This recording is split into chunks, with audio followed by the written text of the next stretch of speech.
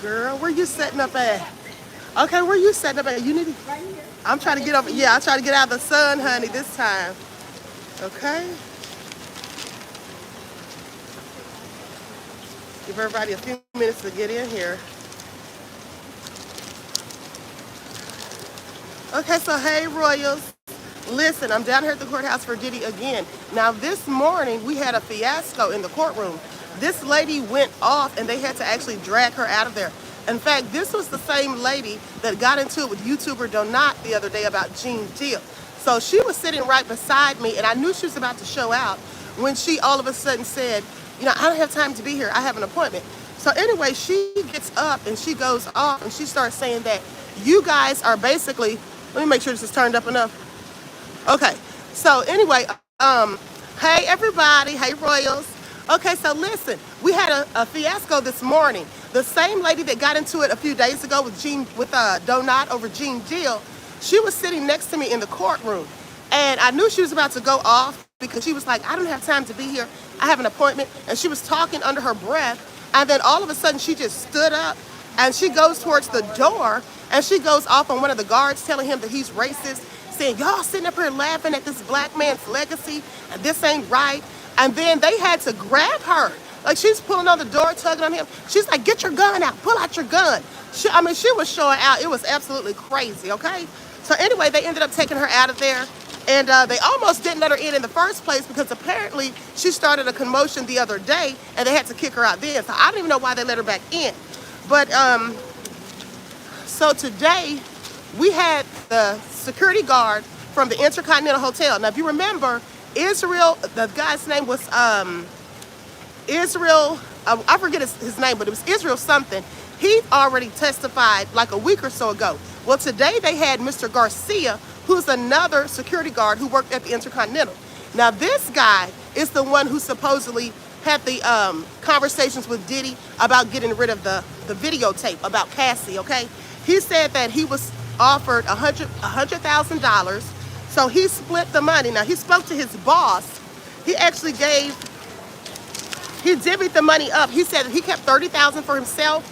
He gave $20,000 to another officer, and then he gave $50,000 to his superior officer, okay? And so basically he was there to prove that he was giving money. He was bribed by Diddy, basically. He also was talking about, you know, when they met to get this money, he said that Diddy told him that he needed copies of all of their IDs.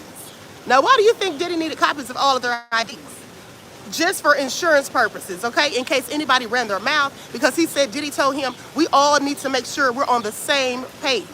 Okay, so anyway, hold on, let me get my notes out, honey, because I can remember all this stuff off top. It was a whole lot.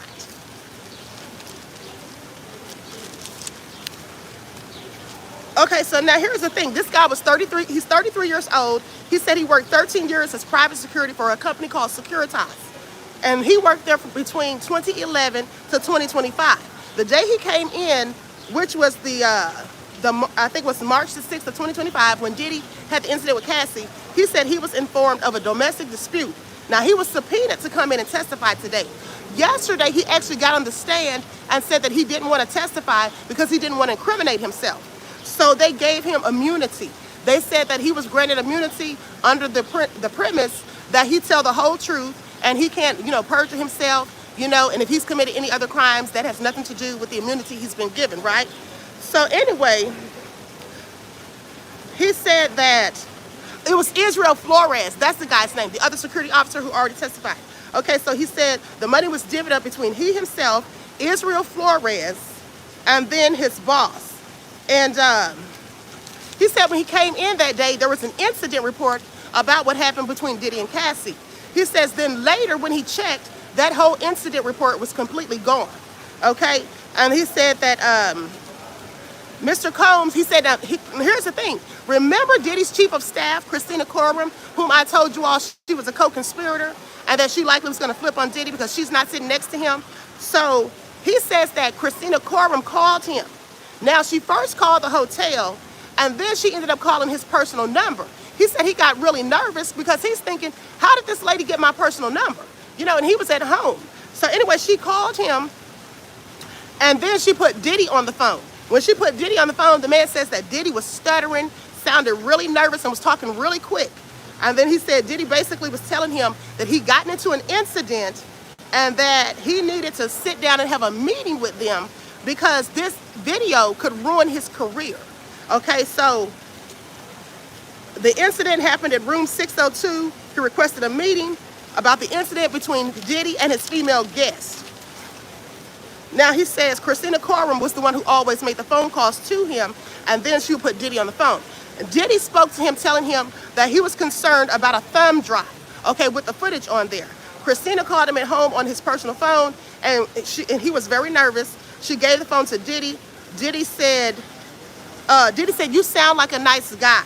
Okay, you sound like a nice guy. And he said, you sound like a good person, and I know that you could help me. Okay, and because this could really ruin me. So he wanted that video. He didn't want it to get out. He was worried about that. And he said he was the only security guard. No, the guy said he told Diddy, Ms. Garcia said he told Diddy, I'm only a security guard. I don't even have access, you know, to the server room where the thumb drive would be at. Okay, so then he said, again, that Diddy sounded really nervous and kept asking for his help. He said that he said, I know you could help me. And then he later went to work, and then Garcia told his supervisor that Diddy would pay for the video, that he's willing to pay money for it. The supervisor agreed to do it for $50,000, okay? So then that's when he called Christina Courtroom, and then she put Diddy back on the phone. He said Diddy was excited. As soon as Diddy got wind that they're willing to take money to give him the flash drive, he said Diddy was so excited, and Diddy started telling him, oh, I knew you could do it. I knew you could help me. You're my angel. And he started calling him Eddie, my angel. Okay, and he was really happy about it. And Mr. Madrano, now that's the supervisor, he was the one that was given the $50,000, whereas the other two were given, Garcia was given $30,000 and gave $20,000 to someone else. Okay, so then he says Diddy and Christina told him that they wanted the drive and they wanted the footage as soon as possible. Okay, so when he finally met to get this or to give this to them, he said that he was really nervous because when he met Diddy, the fact that Diddy wanted copies of their identification, I guess that spooked him. And then also he was told to sign an NDA. Now when he signed this NDA, you know, he was basically not supposed to say anything about it. They didn't want anything to get out or whatever. And then he said when he left the meeting, when he went to his car, Diddy went and got in the car. He was very upset and concerned that Diddy was going to follow him to do something to him, apparently. Now, he didn't literally say that he thought Diddy was going to do something to him, but you could tell that's what he was alluding to. He said basically he felt like Diddy, you know, was going to follow him. So he kept checking his rearview mirrors. Okay, also, he said Diddy wanted to make sure that there was only one copy of the flash drive and that he had the only copy. Now, mind you, at this time, they didn't know that this other security officer had in fact screen recorded it. That was Israel, the one who testified a week or so ago. So Garcia says he was concerned that if he took this money, he said, what if Cassie decides to file a police report? That's what he was concerned about. And he said if she decides to file a police report, then he could get in trouble. So then Diddy had to get Cassie on the phone so that Cassie could tell him that she wasn't going to file a police report and that he had to make sure. And Cassie basically agreed that she wanted the footage as well. She didn't want it to get out either. Okay, so, and then that's when Diddy wanted the copies of their IDs. So let me tell you what's going on right now. First off, his children are not here today. None of them are here. His mother and his sister are in the courtroom. And by the way, just so you know, when Diddy came out, he smiled and waved at me, which I thought was very interesting, okay? And they've also called to testify his chief financial advisor. They're asking him all these questions about Diddy's finances, you know, whether he was, hey, how you doing? Whether he was paying for his personal expenses and business things together, who was in charge of the accounts, who was allowed to get credit cards or whatever on the accounts, They mentioned his mother also. They were talking about one of the accounts belonged to Janice Combs. They were talking about things that were in her name. Now, it's interesting because the way the line of questioning was going, it seemed to me that maybe they want to try to, I don't know, but it sounds to me like possibly there could be some kind of money laundering going on. And we know that there's commingling of funds when you're mixing the business and the personal accounts together and paying for things out of all of those. Okay, OG Patrice said, can you say Rico? Yes. So anyway, honey, this is all a mess. So they say that,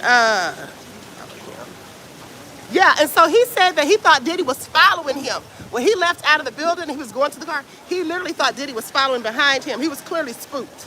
Okay, and mind you, this guy's 33 years old, so back then he was only 24.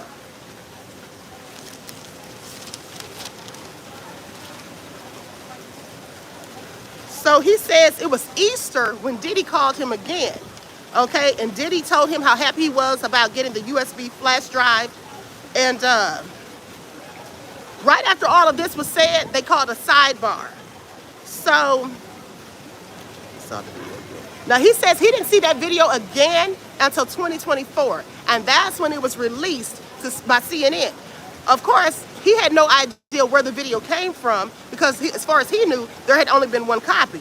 Okay, so he wasn't aware of anything else. And then also, they were talking about how they got Christina Courtroom's cell phones. When Diddy was at the Opa-locka airport, they, I guess that's the day that they arrested Diddy, but they said that they took Christina Courtroom's cell phones.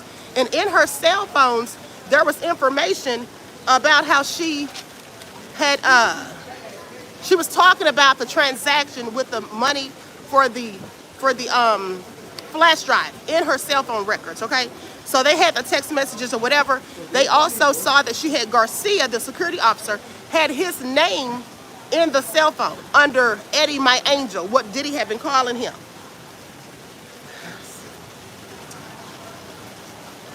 And then, hold on.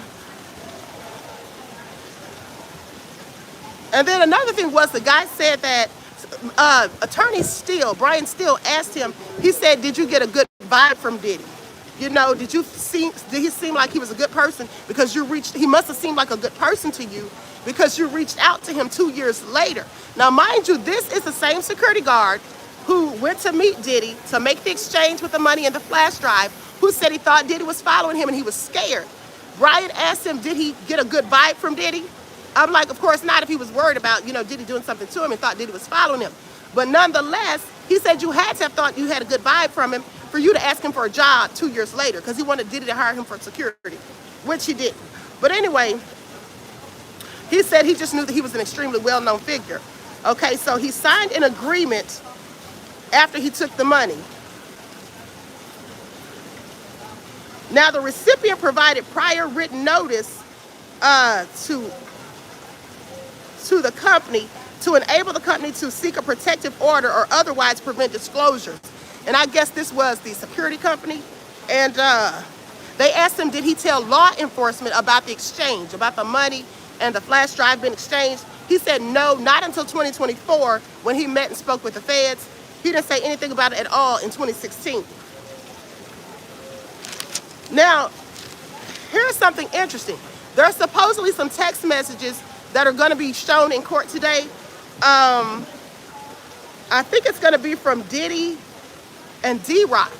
But Tini Garagos was saying something about some things needed to be redacted. So they're going to try to settle that before we come back, after we come back from break, I guess.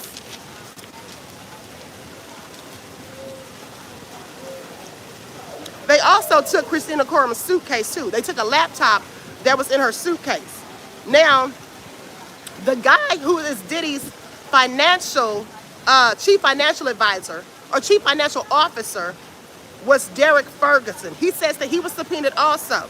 Okay, none of these people really wanted to testify, it seems, but they were all subpoenaed. He said he has been Diddy's chief financial officer from 1998 until 2017. For Bad Boy Entertainment, he said he oversaw finances, budgeting, financing needs, accounts payable, accounts receivable, things of that nature. he was paid in salary and bonuses that was determined by immediate gross and the company results. Now, and then they asked the CFO, how often was Diddy security with him? And he said quite often. Then they showed a picture of Roger Bonds, and D-Rock. Okay, when they were talking about the staff and the assistants on the staff, how many assistants they had, how these people were paid, who was in charge of making the payments. They said Diddy had partnerships, and who did he have the partnerships with? Now, surprisingly, Diddy didn't seem to own any of these things by himself. He had partners with Bad Boy Marketing, Bad Boy Record Label, the Sean Johns Company. There was joint ownership in all of these. He was never the sole owner, okay?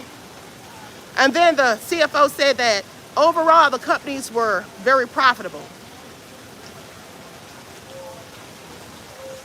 And then they were asking him from what entities did Diddy draw a salary. Let me tell you something.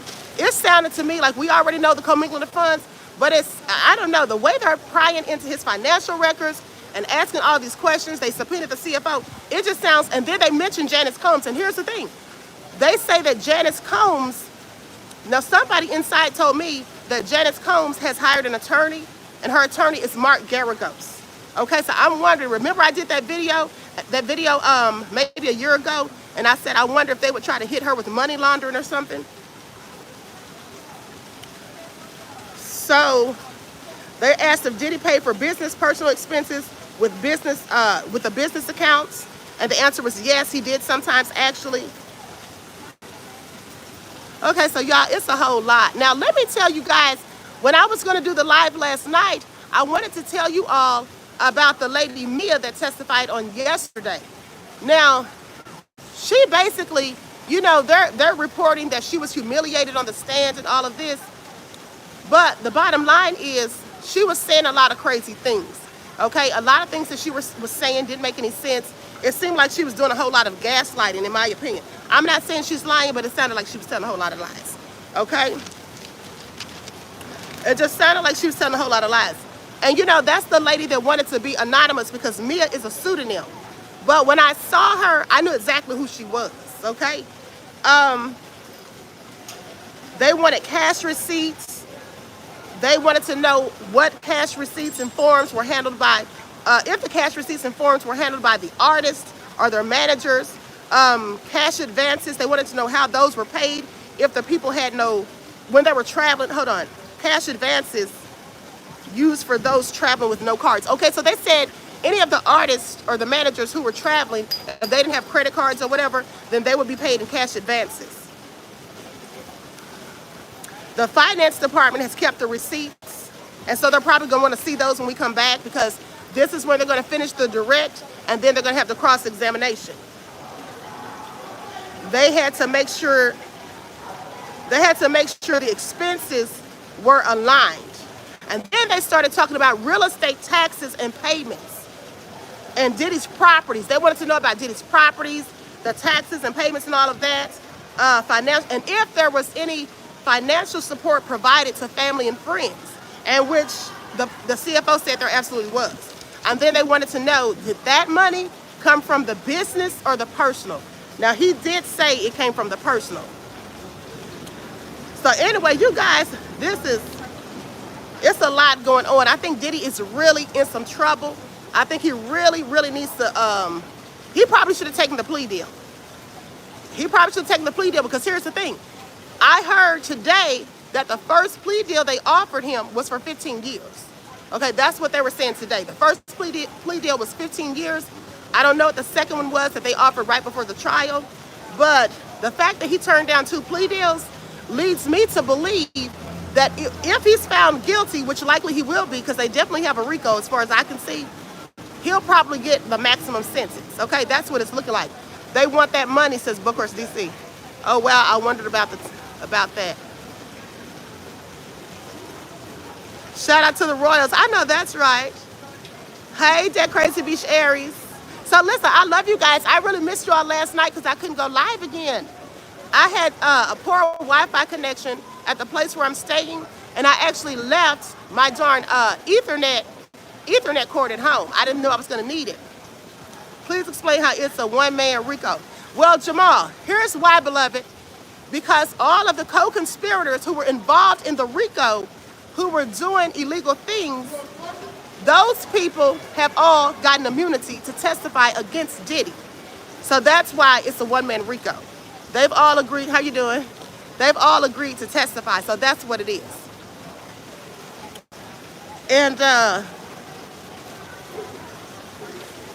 anyway, you know, they all flipped. Everybody did. I mean, think about it. These people don't want to go to jail. These people don't want to go to prison. And half of them probably didn't even realize they were doing anything that would warrant them being possibly charged with a RICO, okay? Another thing is they were putting evidence up on the screen, and when they put up one of the financial records up there where money was being dispersed, it literally had Bad Boy Enterprises, okay? So there's the RICO right there. I mean, the Bad Boy Enterprises, remember, the first step in a RICO is to prove that there is a criminal enterprise. So if Bad Boy Enterprises was paying for bribes, the money was being taken to pay for bribes to get the video back, if it was being used to fund any type of illegal activity, that makes it a criminal enterprise, if anybody's confused, okay? Queen is a natural on the ground. Pay attention, family. Thank you, beloved. Thank you. So anyway, put your questions in the chat. 50 Cent said Diddy should have taken the plea deal. Yes, he should have. He really should have. You know, I was looking at him today. He was smiling. He seemed like he was in good spirits. And his hair is really, really great. His hair is really great. And but he seemed like he was in good spirits overall. He was wearing like a light brown sweater and some khakis. He was speaking a lot to Mark Agnifilo. He was speaking a lot with him. When his lawyers came in, he got up and hugged each one of them, you know, and greeted them. Oh, and I got to speak to Attorney Brian Steele today when I was going to the courtroom. You know, he's like really, I think he's the best one on the team, okay? And I don't know, it's getting real interesting, guys. It's getting real interesting. Now, tomorrow, they're supposed to have a surprise witness. Nobody knows who this witness is, supposedly, but it's a surprise witness coming in, and they're flying in from overseas. Now, I heard it was a female from some of the journalists that I've been speaking with. Okay, they said that she's flying in tomorrow, or she may already be here, but they said she's coming in tomorrow. Aqua Girl Rice said, don't look at a queen. Honey, let me tell you something. I was sitting there minding my own business, and Diddy came in and smiled and waved at me, okay? And then his mom, when I was going to the restroom, his mom was coming in as I was coming out. And she was like, hey, how are you doing? And I said, hey, Miss Combs. But you're doing a great job, Queen. Thank you. Hey, Andrew, beloved. When the mafia it wasn't about one person. I know that sounds crazy, that we could see Diddy and R. Kelly, you know. But here's the thing. That's what I wanted to tell you guys. So that lady, Maya, that was on the stand yesterday, the one that I told you, I think she was absolutely lying. She said that she had a dream. This is what she said in a text message that she sent Diddy, and they showed it as evidence. She said that she had a dream. She had texted Diddy and said she had a dream about R. Kelly. And she said that Diddy came and rescued her. Now, I want you to think about that. How crazy does that sound that she called Diddy and said that she had a dream about R. Kelly and he saved her and rescued her, but she accuses Diddy of rape? Okay, that makes sense. Kenny said, you've really been keeping us informed. Thank you, beloved. Okay? We're so proud of you, Queen. Thank you. So listen, hi, how you doing? I love your commentary. Oh, thank you. Thank you. I appreciate you. Yeah, so, you know, it was really a lot going on this morning, like I said. And let me tell you all something. Honey, you have to fight and elbow to get your way in here because I was in line. Okay, so they let like 14 public in, right, and 21 journalists. So I was like the 13th person, Thank you, Gwendolyn, for the super chat, beloved. I appreciate you. So they let like 14 public, 21 journalists. I was the 13th person. And this guy tried to get in front of me. I was like, honey, don't even think about it. Okay, yes, you know, I'm getting all the receipts, honey. It's a lot because you have to write really quickly because so much is going on. You know what I'm saying? You were determined to get the bomb. Thank you, Queen Sam. Yes, honey, you know I had to get up here. Listen, after hearing all of the stuff that was going on, I was like, yeah, I definitely got to make a trip to New York. But you guys, it is so expensive up here. So I have a friend that lives here, and I was telling him, I said, you know, I said, if I take an Uber to court to and from every day, it's probably going to be like maybe like $150 to $200 a week, right? And he was laughing. I'm like, what are you laughing at? He was like, girl, it's going to be $100 a day. And I was like, no way. But it literally is. It's like $53 here and $53 home. Okay, I'm like, next week, honey, I'm going to have to catch the train. Okay, this is ridiculous. This is absolutely ridiculous. Marie said, yeah, New York is expensive. Girl, it is. I could not live here. Okay, I could not live here. Ugh. For an Uber, yes, I'm staying in Harlem. I'm staying in Harlem. So to get from Harlem to the court, it's $53 here and about 50 something back. Okay. And I leave really early because I try to get here at least by 6:30. If you don't get here by 6:30, you're not getting inside. You're going to be in the overflow room. You won't get into the actual court. Thank you, Sandra, beloved. I appreciate you. Peace, love, and blessings. Let's hit the Queen's Cash App. Thank y'all. Y'all are so sweet. But yeah, so you know, it's really exciting. You know, it's interesting to be here so I can get all the firsthand information or whatever. While I was sitting there, I was asking myself, how do these people who are texting, like the inner city press, how do they get us the information so quickly? So I think I figured out what they're doing. Whenever they have like a 10-minute break or whatever, because you can actually leave in and out of the courtroom. Now today I didn't want to leave out until we went to break because I didn't want to miss any of the testimony. But you can actually leave out and come back. So I may do that tomorrow. Right when I got ready to do my video this morning, I wanted to do a video this morning, like a 10-minute video. But right as I got ready to do it, the line started moving. And once you go through the barriers, you can't use your phones. You have to turn them off. Thank you, Rev It Up. I appreciate you, beloved. Peace, love, and blessings. So anyway, let me tell y'all something. A train goes straight, Dairy Queen, depending on which part of Harlem you're in. Okay, I'm like on, I'm not sure. I don't know anything about the parts of Harlem, so I know that I'm not too far from the Apollo Theater. I'm not too far from there. Hey, Des, what's the cash app we need to donate to the Queen? It is $QueenAShakur. $QueenAShakur. Thank you all. I really appreciate you all.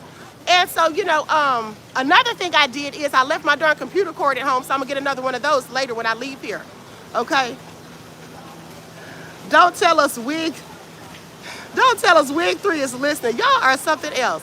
Yes, I only took trains when I was there. Okay. The cash app is $QueenAShakur, beloveds. $QueenAShakur. She might be near Lenox Ave. You know, I think I am somewhere over in that area. There's brownstones and townhouses. So that's probably where I am. Sheila said I'm late. Hey, beloved. So anyway, how's everybody doing? Do y'all have any questions? Put your questions in there. Have you seen Nancy Drew? Yes, I literally was sitting right next to her yesterday.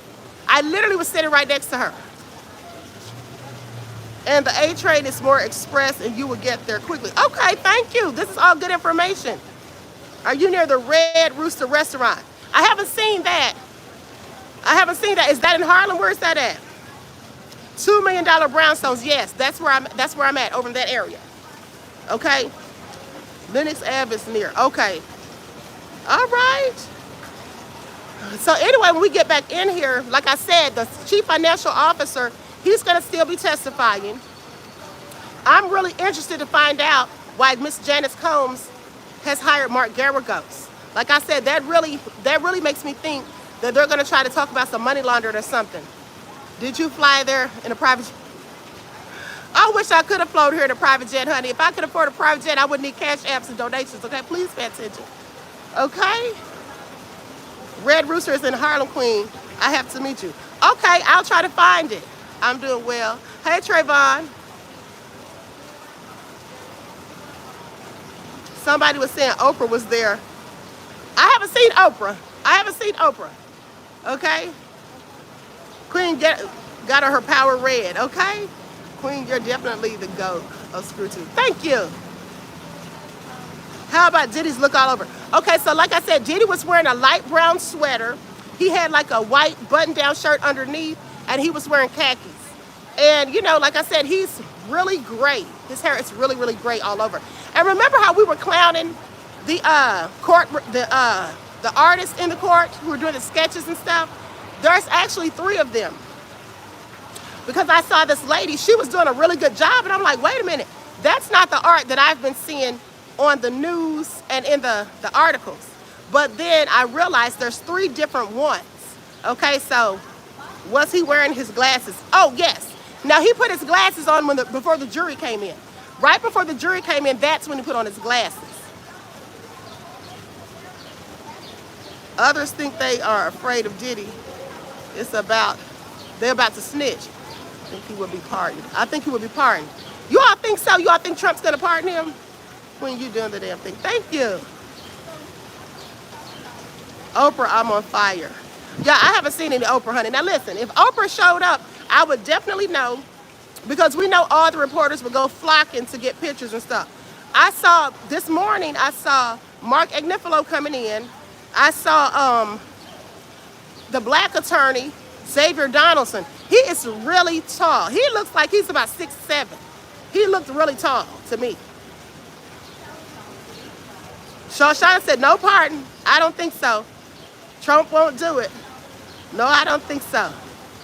Okay, everybody said no. Queen, we really appreciate you. Thank you. I appreciate you all. Are the children there? No, they're not here today. The only ones here today are his mother and his sister. I didn't even know he had a sister.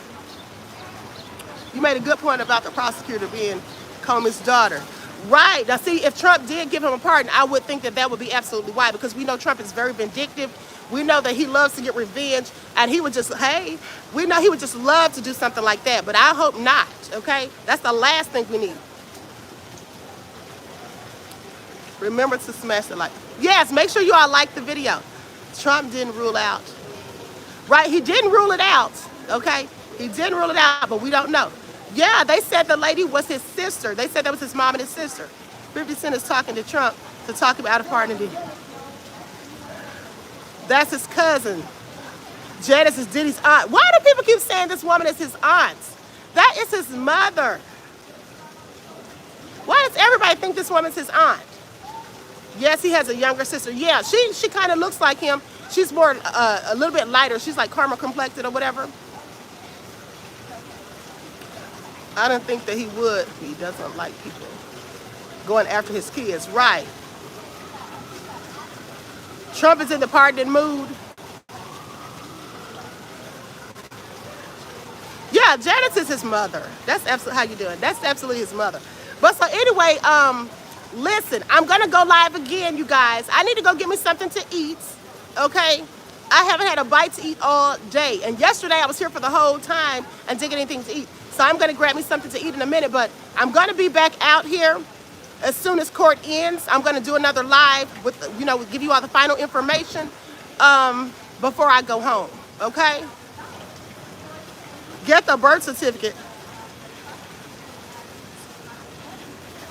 Hey, One Box. Out from behind that damn bar, I see Mo Beauty.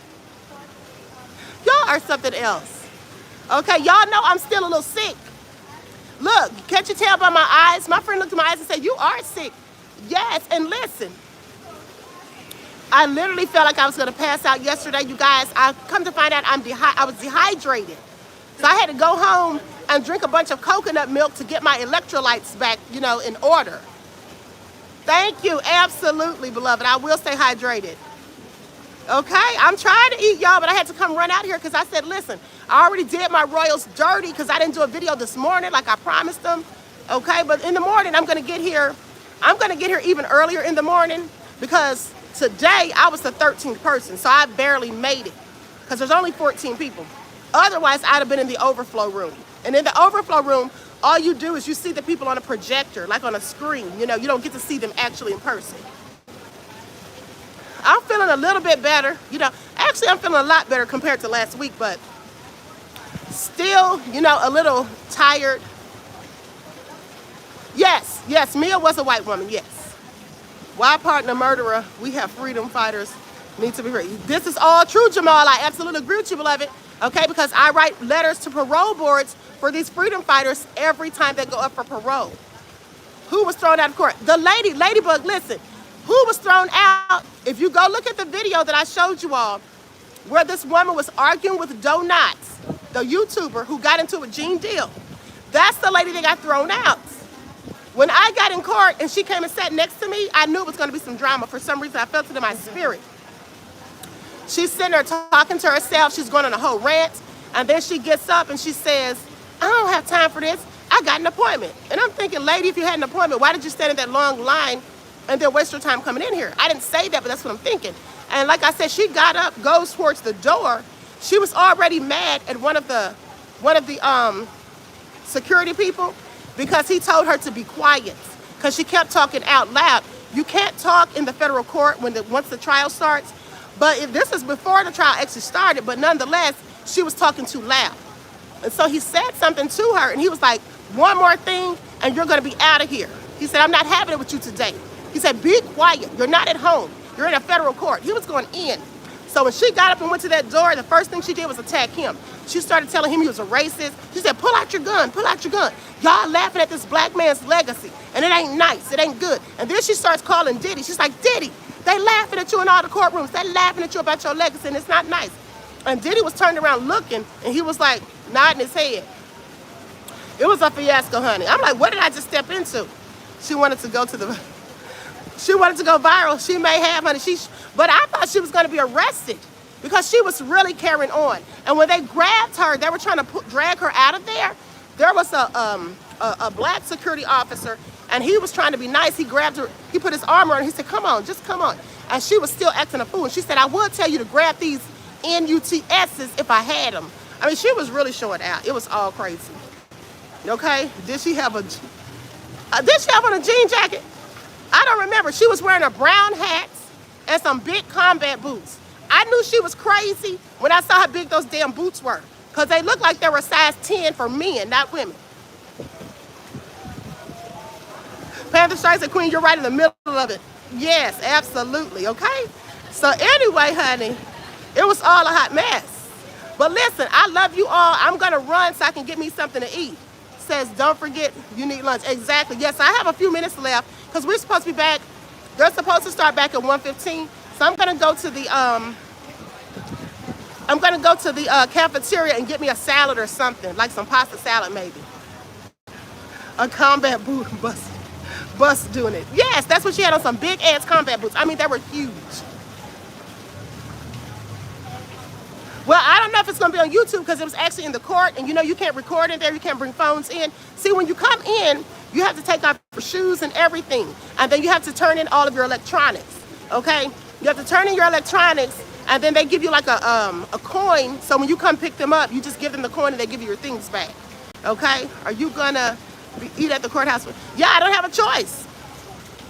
I don't have a choice. I'm going to eat at the cafeteria.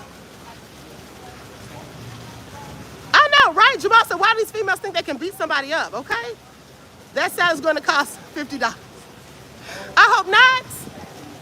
I hope not. I love you, Queen and the Royals. I love you too, Miss AP. I love all of you all. I sure do. Okay, so Jamal said hydrate. Yes, I'm absolutely going to, honey. I do not want to get sick up here, okay, and then have to end up in the hospital. So, you know, I'm definitely going to make sure I keep drinking my coconut water. Take off your shoes, dang. Yeah, you have to take off your shoes. I had to take off my headband because it pinged when I was going through the metal detector, and so I had to take that off. I'm sitting lunch money now, Queen. Thank you, Queen Sam. I appreciate you, beloved. You're so sweet. Okay, so listen, I love you all. I hope you all have a good rest of your day. Please don't get sick. I know that's right, honey, okay? That's the last thing I need to do. But listen, like I told you guys, I'm going to be here until they announce the verdicts. Okay, so And that day, I know it's going to be really, really crowded, okay? It's going to be a lot of people outside. It's going to be packed to capacity. Now, they did say that on June the 5th, we don't start court until 11:30. Okay, we don't start court until 11:30 on June the 5th, so it's going to be like a half a day.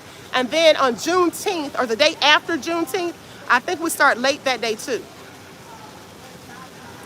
Okay? DJ Big Six, hey, said be safe and hydrated. I will. That's a while from now. They're guessing it's over in July. Right. Well, I booked a round trip ticket.